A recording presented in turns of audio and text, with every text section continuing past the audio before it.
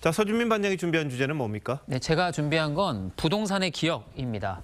민주당 양문석 후보가 대부업체로부터 이 수억 원을 빌려서 서울 잠원동 아파트를 31억 원에 매입한 시점이 2020년 11월입니다.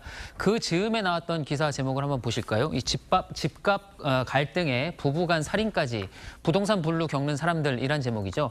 이 아파트 매매 가격이 1년 만에 8% 넘게 상승하면서 집이 없어 상대적인 박탈감을 느끼는 사람들이 많아졌고 급기야 부동산 문제로 부부싸움에 살인까지 이어졌다는 내용입니다. 저 때가 그 부동산 폭등기인 문재인 정부 말기잖아요. 네. 그때 저도 이 전세가 폭등으로 아주 애를 먹었던 기억이 나는데 네. 그 과감한 결단으로 집을 산 양 후보는 당시 저런 기사들을 보면서 어떤 생각이 들었을까 좀 궁금해지네요. 예, 이 문재인 대통령은 부동산 문제만큼은 자신 있다라면서 28차례나 부동산 규제 정책을 쏟아냈습니다.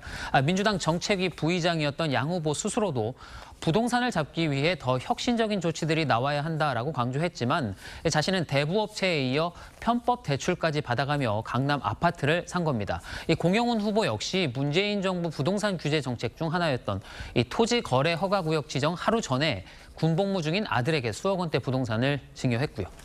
문재인 정부가 대선에서 패배한 이유, 정권을 내진 이유, 그중에 하나가 이제 부동산 정책 때문이다, 이런 평가가 좀 있었잖아요. 네. 그러다 보니까 지금 총선 국면에서 민주당이 이 부동산 민심을 건드릴까 싶어서 좀 조마조마하다, 이런 이야기도 있죠. 예, 그럴 겁니다. 특히 공천 과정에서 임종석 전 의원 등 친문 후보들을 공천 배제한 이유로 친명계는 당시에 내로남불, 또 부동산 정책 실패 등과 관련된 전 정부 인사들이 총선에 나오면 정권 심판론이 희석될 수 있다는 점을 들었었죠.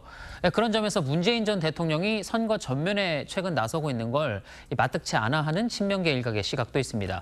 굳이 부동산 정책 실패 등 전 정부 때의 기억을 떠오르게 할 필요가 없다라는 겁니다. 그렇다면 논란이 되고 있는 후보 공천을 취소하면 되는 거 아닌가요?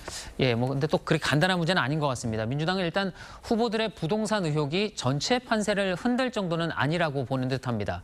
오히려 지금 와서 후보 자격을 박탈할 경우에 공격의 빌미를 주면서 여론의 주목도만 올려줄 수 있다라는 판단도 깔려 있습니다.